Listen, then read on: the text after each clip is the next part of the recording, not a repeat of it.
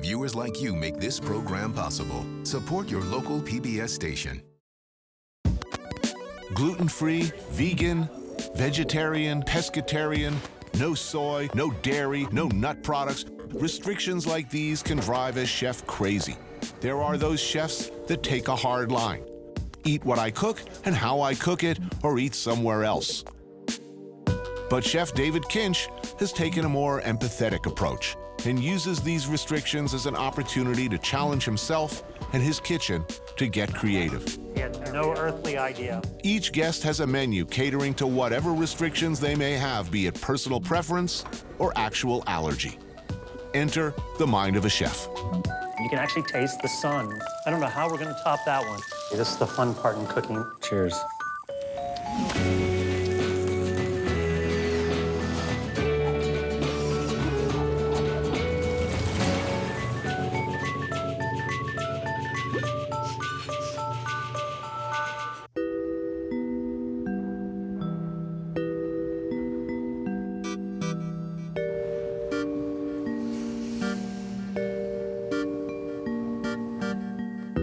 A year and a half ago, we took the final plunge and went to a single menu.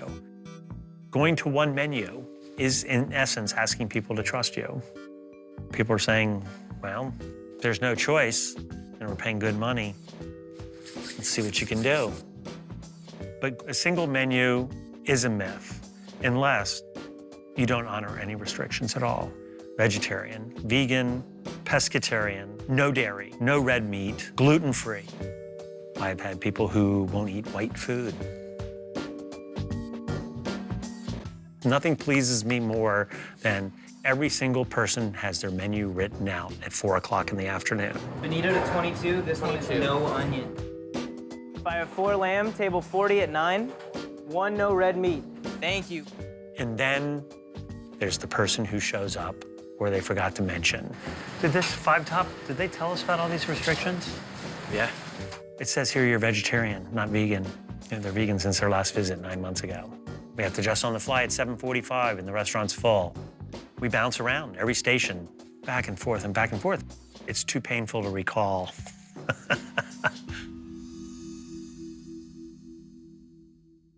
Okay, so I have a party of 30 here. 10 of the 30, 1/3 of the party. Dietary restrictions, this is what we got. Mineral water only. Cannot eat cucumber, raw tomatoes, soft cheeses, olives, smoked salmon in sandwiches. Can eat simple sandwiches, prawn sandwiches, low carb, low sugar, nuts only in salads. Less than half of that actually involve allergies. There's always a joke in the restaurant when people say, no red meat. And we goes, oh, it's a review anyways. It's not red yet.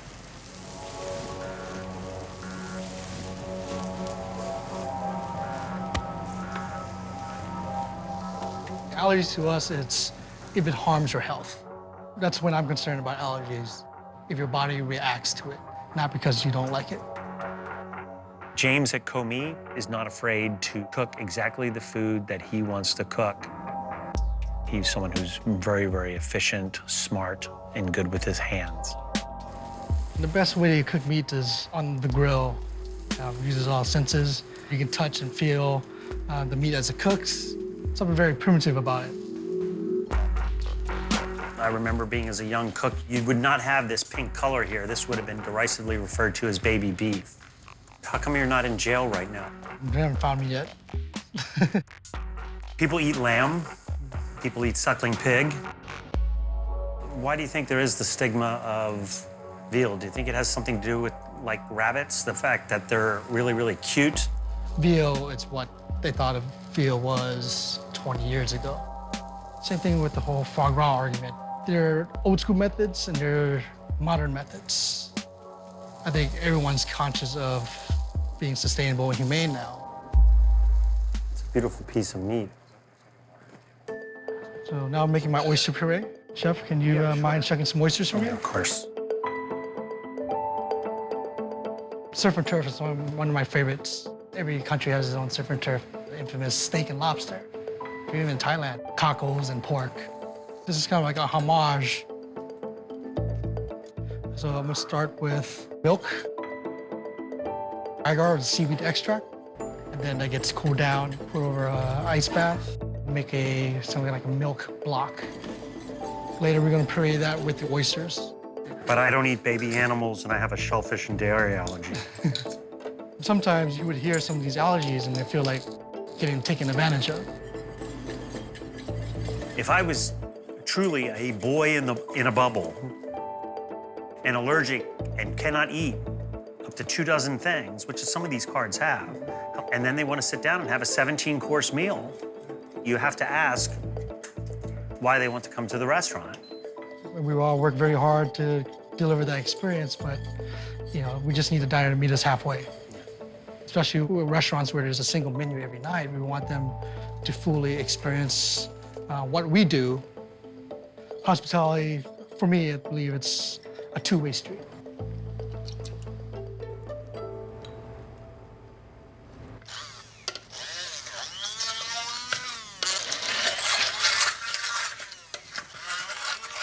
Should I chuck another oyster? Yeah, let's throw another oyster in there.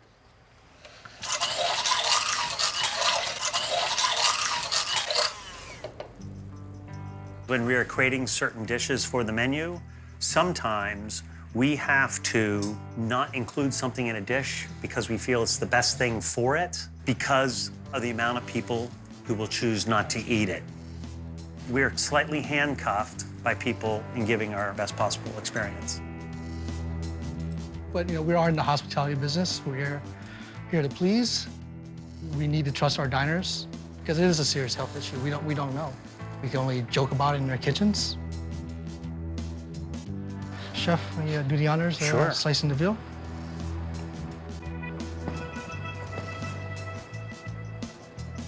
That's gorgeous. I love serving meat with the fat on. That's the real true essence of the product. It's the fat. Should we have oysters? More raw mushrooms. Dill powder. Spiciness of horseradish by using mustard greens instead. Some raw onions. Sorry, I can't eat raw alliums. So the dish is not intentionally to, say, bug off allergies. As chefs, we want to cook the best delicious dish, the best that we can. And that's how we went at it. But it kind of saddens me that diners were not willing to try and trust the chef and taste their creations. More for us. Good afternoon, Mr. Johnson. Courtesy call to confirm your reservation. Is there any allergies kitchen should be aware in regards to creating your menu for tomorrow evening?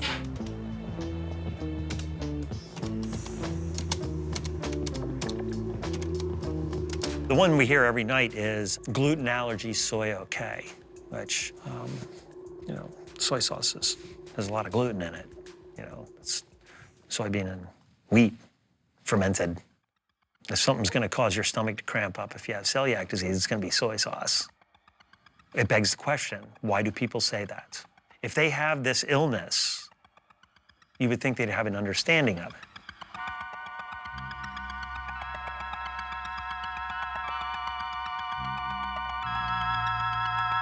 Well, food allergy is a body's overreaction to a foreign object coming into it that it doesn't think it should be there. It reacts as if it's a foreign invader and attacks it. Things like weed and fish, tree nuts and peanuts. And if you are unlucky enough to have a true food allergy, you would go into anaphylactic shock, and that's the end. Celiac, C-E-L-I-A-C. Celiac disease is a problem that occurs when you eat a certain protein in wheat that's responsible for making bread rise and have fabulous little holes in it that destroy your intestinal villi. Those are the little fingery things that have a big surface for absorbing nutrients. If you have diarrhea, you have vomiting, all kinds of horrible problems. It's best to avoid it. Bread is obvious, pasta is obvious, Pop-Tarts are obvious, but much less obvious is the stuff that goes into sauces and processed foods. You have to read labels really, really carefully and pray that they're telling you the truth and know what they're doing. Ice cream doesn't have gluten in it, or at least it shouldn't. Some people have intolerances. Those aren't the same. You either have celiac disease or you don't. But the number of people who feel that they are gluten intolerant is expanding so rapidly to the point where it's creating a fabulous market for gluten-free goods. Fortunately, wheat is not an essential nutrient. So to exclude that from your diet makes you feel better, and it cuts down on calories.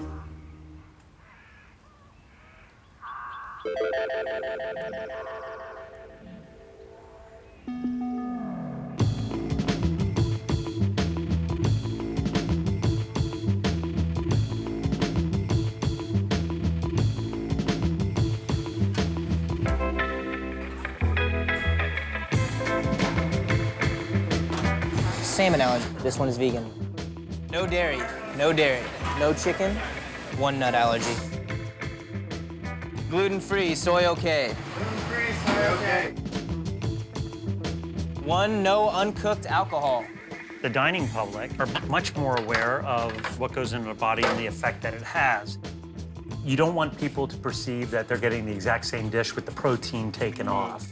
There has to be some sort of thoughtfulness that went into their dish. Chefs would be very unwise and probably disrespectful if they didn't take that into their repertoire. We try to be hospitable and do everything that we possibly can, but sometimes we know that the best thing that we can add to it, like for instance a soup, is a chicken broth, but we don't add it. We just end up putting a really nice vegetarian stock in instead. Let's be done with it. But a lot of times the limitations and the restrictions can spark another section in your brain of creativity. And then, oh wow, maybe this works even better while still being delicious and not missing anything. Brooks Headley is this great punk rock drummer who also happens to be the pastry chef at the 4-star Del Posto. He is a vegetarian, used to be vegan, and it affects his way that he thinks about food. They gave you grief about that? Shade? Just a little. But Yeah. we're gonna make silken tofu ganache. It's vegan dessert that we turn into a free-form chocolate creme brulee on the plate.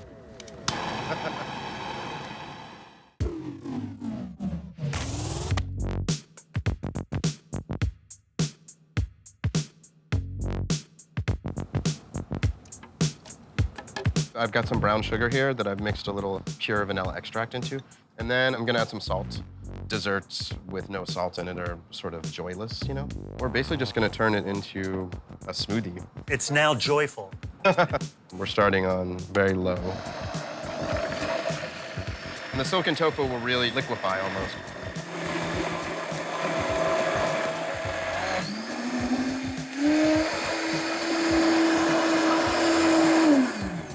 And that's pretty much it at this point. That was violently simple. It's true. And then at that point, all we really do is add the melted chocolate. When you say vegan, the one thing that doesn't pop into people's mind immediately is chocolate.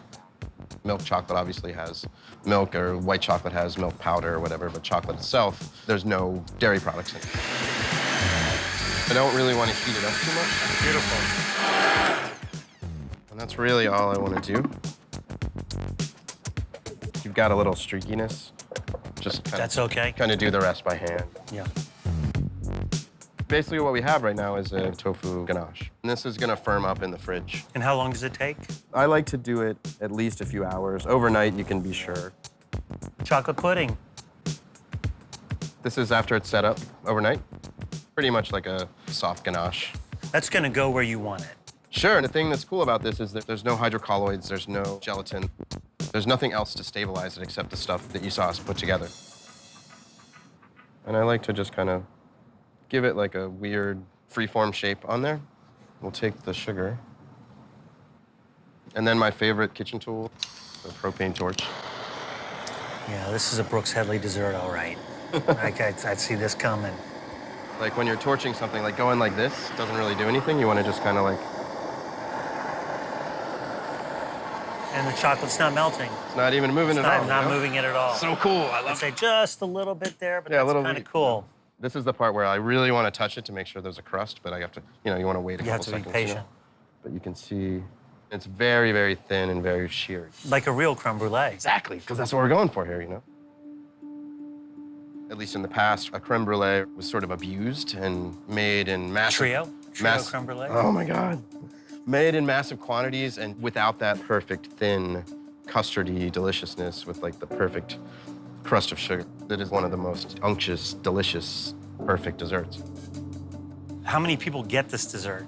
We never know. We always have it on hand just to make sure that if someone who is vegan comes in, that we have something for them. I like to zest like this. Get little chunks. How the Philistines do it? Normally, it's just kind of like this sort of violent action, like I want to destroy the citrus or whatever, and that just seems so wrong. As beautiful as this is, or whatever cool products and techniques we put into it, the end result is someone comes in and eats something and then leaves happy. That's our job.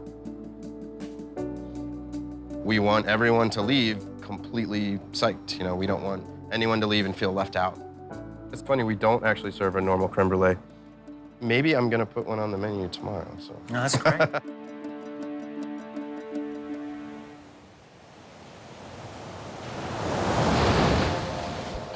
Creating a dish, there's no checklist. Inspiration comes from many different paths. Order in 2 top. Funny story, I went looking for a condor on a hike. And I never found the condor, but I found poison oak.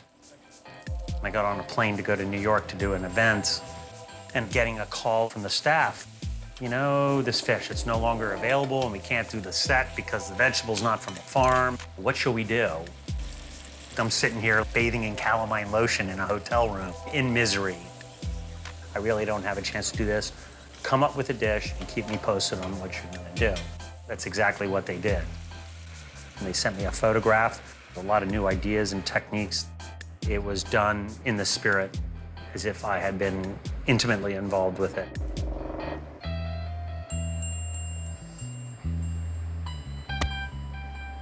Right now, it's not completely vegetarian, but it is meat-free.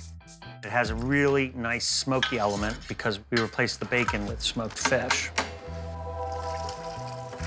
Everything in here was mostly about the aromatics.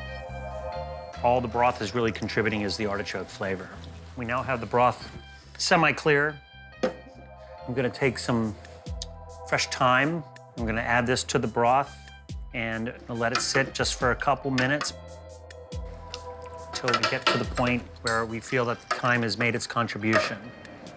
And it will happen very fast. It's essentially finished right now, except for adjusting the seasoning. However, gluten-free people cannot have this dish because of what we season it with. All of our dishes are seasoned with soy. I'm gonna try and season it correctly. During the process, we added pinches of salt in there. We add a little bit of vinegar. I'm gonna taste. It's almost there.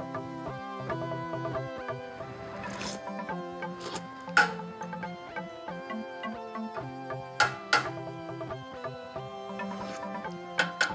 think I nailed it on that one. We're gonna make fried artichokes in a very interesting and unusual shape. Starting to see the yellow of the base. I'm gonna stop here. Gonna remove all the green, as much of the green as I possibly can. Green's gonna be bitter and tough. Even the small amounts there, we're gonna wanna get rid of. We're gonna create long ribbons with this. Nice long artichoke ribbon. And once it's fried, it will get grotesque in its shape, twisted or gnarled. This is black cod, which is a local fish. It's very, very fatty. It takes to smoking and grilling very well.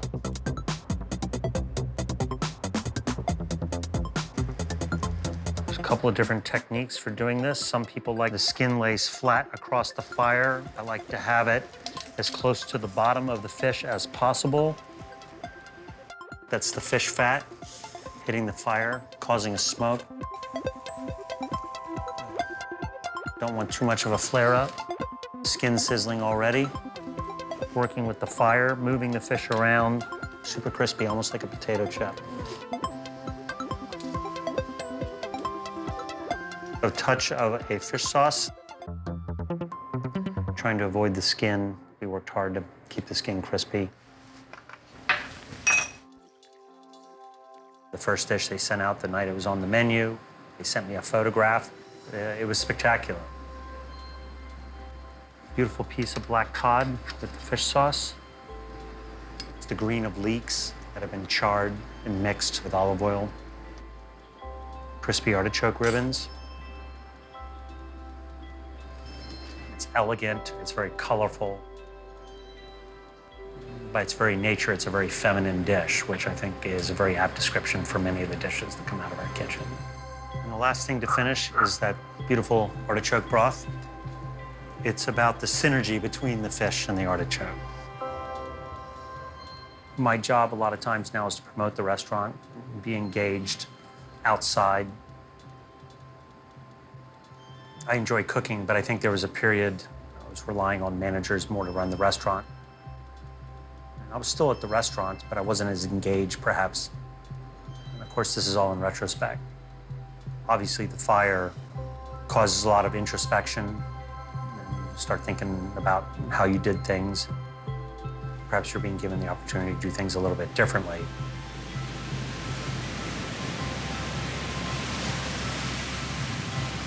All is fine, the staff is great, but I miss being in the kitchen.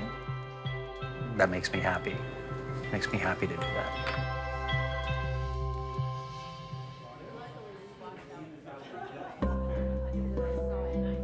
As a young cook, food is everything. You'll go eat anywhere as long as the food is great. But you realize that a lot of people come to restaurants for different reasons. Not everybody comes because they're food obsessed. They just want a nice night away from the kids. They want a comfortable chair.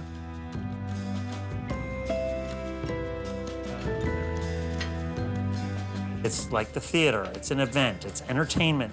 And you go because you want to experience what a particular restaurant has to offer.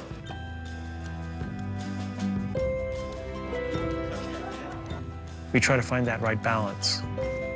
How do we cook for ourselves and challenge ourselves, yet at the same time create a satisfaction in customers that perhaps they'll even come back and visit us a second time.